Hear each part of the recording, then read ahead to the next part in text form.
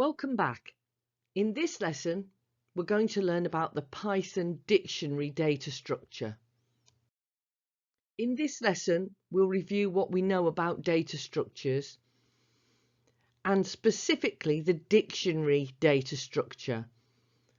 We'll see how to use a dictionary structure to identify data values and how to add and delete values from a dictionary. The main data structures that you should already know about in Python are the list and the tuple.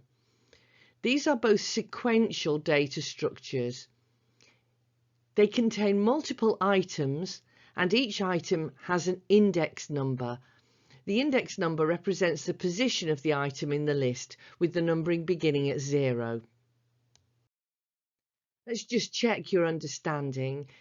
At the top of the screen is a definition of a list called my list.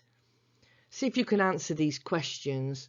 What is the value of my list square brackets 3?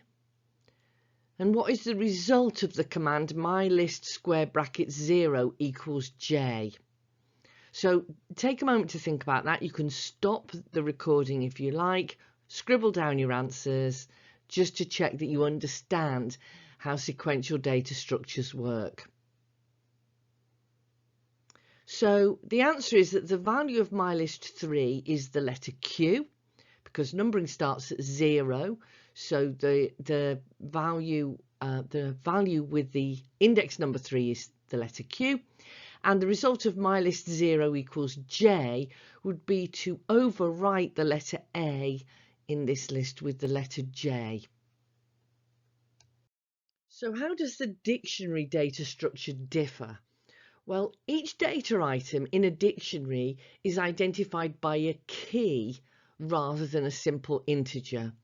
The key is typically a text string. The dictionary is made out of pairs consisting of the key and the associated value. Perhaps it'd be easier to look at an example. Here is an example of a Python dictionary. Open Python and make this dictionary now, as I explain what you can see. The name of this dictionary is French.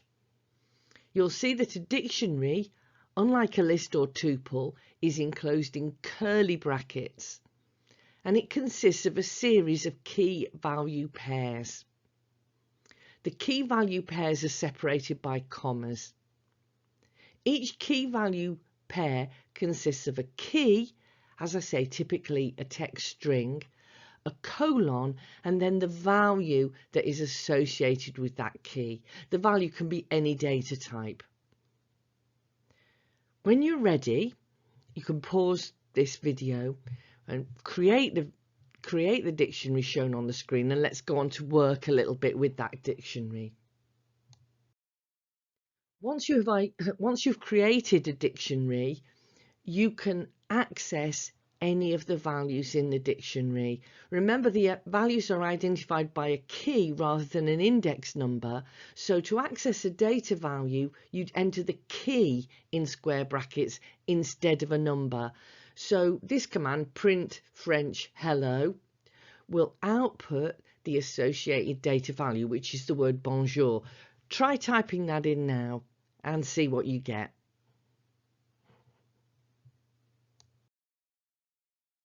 We can also add values to the dictionary. The command would go like this: type the name of the dictionary, then the key in square brackets, then an equal sign and the value that you want to associate with that key. So let's try an example. Here's the, you could enter these commands either in a program or in the Python shell, for example. So we create a dictionary. We could print out a value associated with a particular key, or we can enter a new value associated with a new key. So here we've entered the key house and the value maison, which is associated with that key. And then if you print out the whole dictionary, you'll see that it now has a new key value pair. I strongly recommend that you have a go at these commands. If you haven't done so yet, why not go back, watch this whole lesson and then go back to the start and try following along with the activities. It will really help you to understand how dictionaries work. We can also, for example, pop a value from the dictionary. We'd use the dictionary method pop, so we'd give the name of the dictionary, full stop, and then pop. And in the round brackets, put the key value. Very similar to popping using an index number from a list, like this. So here's our French dictionary. Adding the key value pair house equals maison, and popping the value cat, the key value pair cat, chat, from the dictionary. So we pop it by giving the name of the key inside the round brackets, and then if you print out that dictionary after these two commands, you'll see that house has been added and cat has been removed.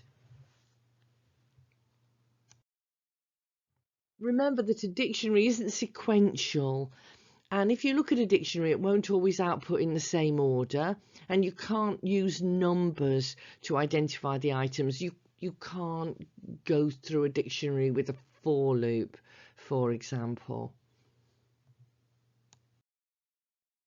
So that was a very quick overview of the Python dictionary data type. You looked at lists and tuples, which you're already very familiar with, compared them to the dictionary data type, and saw how we can use the key values to identify their associated data values and add and delete key value pairs from the dictionary.